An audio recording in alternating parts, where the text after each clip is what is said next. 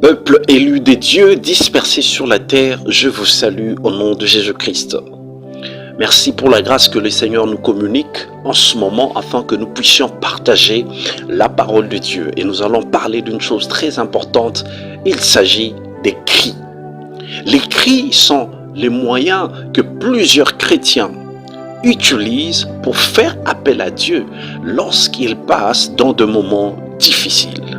Les cris sont des instruments que les chrétiens espèrent que ces instruments sont efficaces pour déclencher la puissance de Dieu afin d'être délivrés des problèmes dans lesquels ils se retrouvent. Je vais vous surprendre en vous disant que les cris, même s'ils sont le plus souvent utilisés, mais ce ne sont toujours pas les moyens le plus important pour apporter la solution dans la vie du chrétien. Nous allons découvrir cela dans le livre d'Exode, chapitre 14, le verset 15 à 16. Nous lisons la parole de Dieu au nom de Jésus-Christ. Amen. L'Éternel dit à Moïse, « Pourquoi ces cris?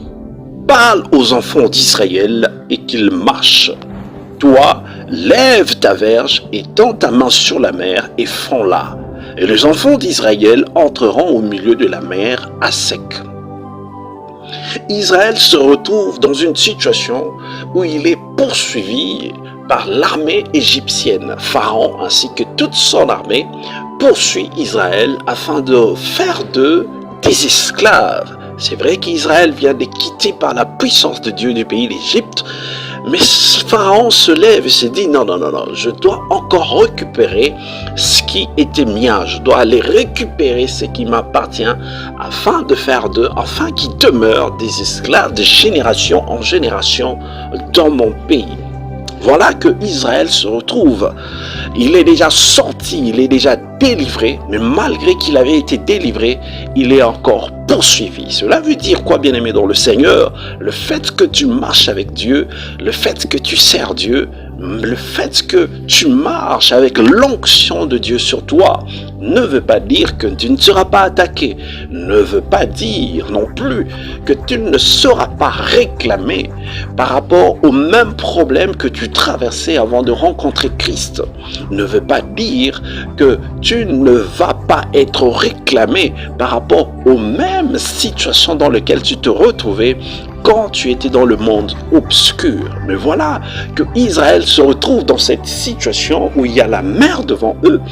Derrière eux, il y a une armée qui les attaque. Alors, ils se disent, qu'est-ce que nous allons faire? Il n'y a pas de chemin, il n'y a pas d'issue. Qu'est-ce que nous allons faire?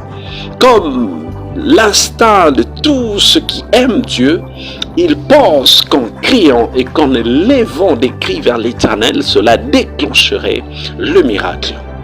C'est un instinct qui, c'est vrai, est humain, parce que c'est comme ça que nous avons grandi quand nous étions enfants.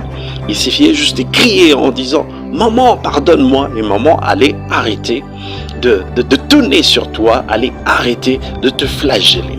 Et cet instinct s'est développé et nous pensons généralement que lorsque nous crions vers l'Éternel, l'Éternel à ce moment-là apportera la solution appropriée pour nous délivrer du filet dans lequel nous nous retrouvons. Mais voilà ce que Dieu va dire. Il va dire à Moïse ceci, j'écoute les cris. Pourquoi tout ce cri des enfants d'Israël? Dieu va leur dire, ne continuez pas à crier, mais il va leur donner une autre injonction en leur disant, marchez. Moïse dit aux enfants d'Israël et qu'ils marchent. Dieu ne va pas encourager Israël à continuer d'élever des cris, mais il va leur ordonner de marcher. Dieu ne va pas t'encourager à continuer à pleurer sur ton sort. Dieu ne va pas t'encourager à continuer à élever des cris. Mais la chose qui va déclencher le miracle dans ta vie, c'est la foi. Lorsque tu as la foi, tu sauras que tu es dans la présence de Dieu, que Dieu est à côté de toi. Et si Dieu est à côté de toi, quel que soit le mur qui se dresse devant toi, quel que soit le voile, les barrières qui se dressent devant toi, parce que Dieu est plus grand que celui qui est dans le monde, Rien ne résistera devant toi et tu passeras devant n'importe quelle barrière qui se dressera devant toi. Il dit donc, dis aux enfants d'Israël et qu'ils marchent. Je voudrais également prononcer cette phrase en ta faveur. Je ne sais pas l'heure à laquelle tu es en train de suivre cette émission, mais je te dis et je déclare ceci de la part du Seigneur, l'Éternel t'ordonne de marcher. Ne regarde pas les murs qui se tiennent devant toi. Ne regarde pas les nombres, la grandeur des barrières qui se tiennent devant toi. Mais toi, avance. Toi, avance. Je ne sais pas dans quoi tu te retrouves. Je ne connais pas avec exactitude la grandeur de la situation dans laquelle tu te retrouves. Mais de la part de l'Éternel, je te dis, l'Éternel veut que tu marches. L'Éternel veut que tu marches. Ce qui est bizarre, bien aimé dans le Seigneur, la mer ne s'était pas encore séparée. Mais Dieu dit à Moïse, dis-leur de marcher, alors que la mer n'est pas encore séparée. Je voudrais te dire que ton action enclenchera elle-même des miracles dans ta vie. Plus tu t'élèves et plus tu commences à marcher, plus l'Éternel pourvoira à tes besoins. Il pourvoira à tes marches. Celui qui marche est une personne qui sort d'un point A pour aller à un point B. Celui qui marche n'est pas dans le statu quo. Celui qui marche n'est pas dans l'oisiveté. Mais celui qui marche, il avance. Il avance et continue à avancer sans tenir compte des obstacles. Je voudrais te dire que les obstacles que tu vois sont des obstacles qui sont apparents. Parce que celui qui marche avec toi est capable d'aplanir la montagne afin de te faciliter le chemin. De la part du Seigneur, je te dis, lève-toi et marche. Lève-toi et marche.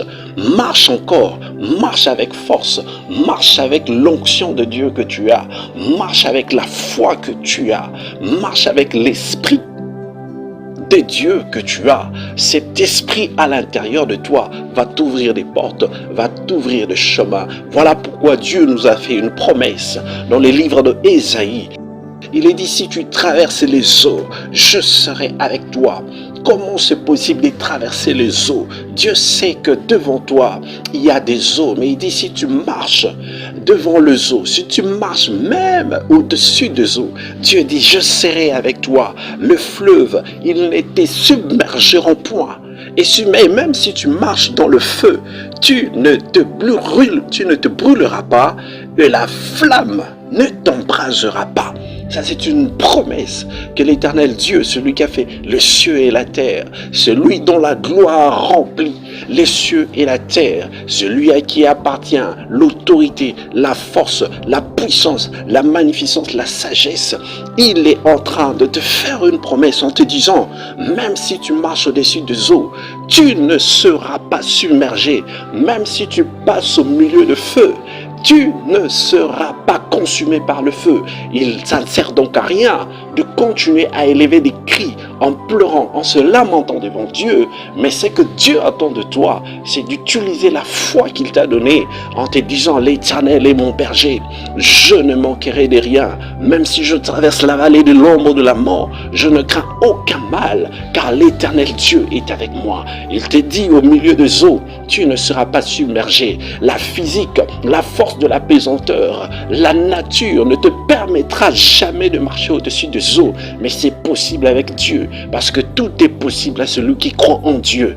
C'est impossible pratiquement de passer au milieu de feu sans être consumé, mais l'Éternel Dieu te fait une promesse en te disant, même si tu passes au milieu de feu, tu ne seras jamais consumé par le feu.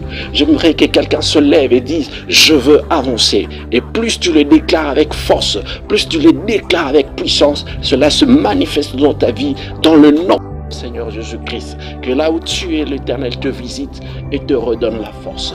Merci de m'avoir donné ce court instant afin que je dépose à l'intérieur de toi la sémence que Dieu avait mise dans mon cœur.